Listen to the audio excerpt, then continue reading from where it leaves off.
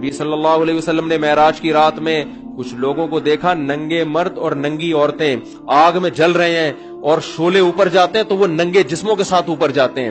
آپ نے جبریل سے پوچھا یہ کون لوگ ہیں؟ تو جبریل نے کہا یہ آپ کی امت کے زنا کرنے والے مرد اور زنا کرنے والی عورتیں، دونوں کو برہنہ کر کے اللہ نے ایک ساتھ آگ میں پھینک دیا ہے۔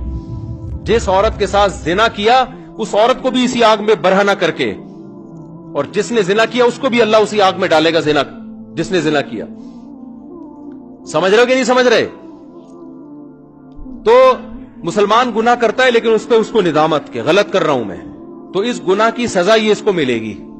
لیکن اگر توبہ نہ کی، اس نے توبہ کر لی تو اللہ معاف کرنے والا ہے۔ توبہ کیے بغیر، سچی توبہ کیے بغیر اگر چلا گیا دنیا سے تو قرآن نے جو اصول اور ضابطہ بیان کیا اس کو سزا ملے گی۔ اب یہ بھی اسی آگ میں جلے گا، کافر بھی جلے گا۔ تو حدیث میں آتا ہے کافر ایک دن اس کو تانا دے گا اور کہے گا کہ تمہیں تمہارے ایمان نے کوئی فائدہ نہیں پہنچایا، تم اللہ کو مانتے تھے، ہم پتھروں کے بنے ہوئے بتوں کو مانتے تھے، تو کیا فائدہ ہوا؟ تم بھی ہماری طرح جل رہے ہو اور ہم بھی تمہاری طرح۔ تو اللہ کو غضب آئے گا، اللہ کو غیرت آئے گی کہ میرے ماننے والے جو برائی کو برائی سمجھا کرتے تھے اور مجھ سے توبہ استغفار کیا کرتے تھے، ان کو میں کیسے ان لوگوں کے برابر چھوڑ دوں جو میرا انکار کیا کرتے تھے۔ حدیث میں آتا ہے اللہ تعالیٰ فرشتوں سے کہیں گے کہ جس نے زندگی میں کبھی کوئی نیکی کی ہو اس کو جہنم سے نکال دو۔ بہت بڑی تعداد جہنم سے نکلے گی۔ پھر اللہ کہیں گے اب ایسا کرو، سفارشیں شروع ہوں گی، سفارشیں۔ پیغمبر صلی اللہ علیہ وسلم شفاعت کریں گے، اللہ نبی صلی اللہ علیہ وسلم کی شفاعت کی برکت سے بہت سارے مسلمانوں کو جہنم سے نکالیں گے۔ پھر رشتہ دار سفارش کریں گے، آپ کا کوئی بیٹا عالم ہو، حافظ ہو، شہید ہے، کوئی آپ کا دوست ہے، جیسے دنیا میں یاد کرتے ہیں نا، نادرا کی لائن میں لگے ہوئے اندر کوئی تعلق والا نظر آ گیا، آنکھ ماری یار، وہ آ جاتا ہے، وہ بھی آنکھ مارتا ہے۔ ہمارے ایک دوست تھے اتنے چھوٹے سے نا، وہ پاسپورٹ کی لائن میں کھڑے ہوئے تھے۔ ہم نے ان سے پوچھا یار کوئی آپ کے ساتھ دلچسپ واقعہ ہوا ہو؟ ان کا قد بیچاروں کا بہت چھوٹا، پاسپورٹ کی لائن میں کھڑے ہوئے تھے۔ تو ہم نے کہا کوئی واقعہ، کہہ رہے ہیں میں پاسپورٹ کی لائن میں کھڑا ہوا ہوں، مجھے بلا ہی نہیں رہا ہوں۔ تو میں نے کہا یار اتنے لوگ مجھ سے پہلے چلے گئے، مجھے تو بلا، کہہ رہے بھائی تو کھڑا ہوگا تو تجھے بلاؤں گا نا، تو بیٹھا ہوا کیوں ہے؟ سمجھ آ رہی؟ پھر کہتے ہیں میں نے ایسے اچھل کے بتایا بھائی میں بیٹھا ہوا نہیں ہوں، میں کھڑا ہوں۔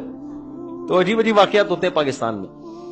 تو جیسے ہوتا ہے نا یار، اب دنیا میں تو یہ غلط سمجھا جاتا ہے، لیکن اللہ تو اللہ ہے، اللہ اس تعلقات کا فائدہ پہنچائے گا۔ شہید سفارش کرے گا، علماء شفاعت کریں گے، آپ کی اولاد میں کوئی حافظ ہے وہ شفاعت کرے گا، تو اللہ ان کی شفاعت کی برکت سے اور بہت سارے مسلمانوں کو جہنم سے نکالیں گے۔ سمجھتے ہو گے نہیں سمجھتے؟ پھر اللہ تعالیٰ فرشتوں سے پوچھے گا اب بتاؤ کتنے لوگ ہیں؟ فرشتے کہیں گے اللہ ابھی بھی بہت سارے لوگ ہیں۔ اللہ فرشتوں سے کہے گا اب کوئی کسی کی سفارش کرنے والا ہے؟ فرشتے کہیں گے اللہ کوئی سفارش کرنے والا نہیں ہے، سب کے جتنے ریلیٹو تھے سب نے نکال لی، اب یہ وہ لوگ پڑے ہوئے جن کا کوئی ریلیٹو بھی انسان کا بچہ، اپنے الفاظ میں کہہ رہا ہوں میں، کوئی حافظ عالم کوئی بزرگ کوئی ہے ہی نہیں، سارے وہی جو برے ماحول میں سب دائیں بائیں برے لوگ ہی تھے۔ تو اللہ جواب میں کیا کہیں گے؟ هل يبقى الا الرحمن، کہ رحمان تو باقی ہے نا۔ جب پیغمبر کو اپنی امت پہ ترس آ سکتا ہے، دوستوں کو دوستوں پہ ترس آ سکتا ہے، اولاد کو ماں باپ پہ، ماں باپ کو اولاد پہ، شوہر کو بیوی پہ، بیوی کو شوہر پہ ترس آ سکتا ہے، اور مجھ سے سفارش کر کے نکلوا رہے ہیں، تو میرا بھی تو اپنی بندوں سے خالق اور مخلوق کا تعلق ہے، تو میں بھی تو نکالوں گا نا۔ تو اب کوئی سفارش کرنے والا نہیں ہے، تو من کان فی قلبہ مثقال حبۃ من خردل من ایمان، جس کے دل میں رائی کے دانے کے برابر بھی ایمان ہے، اللہ فرشتوں سے کہیں گے اس کو بھی نکال کے لے آؤ، اس کو بھی نکال کے۔ ایمان کا مطلب پہلے سمجھ گئے؟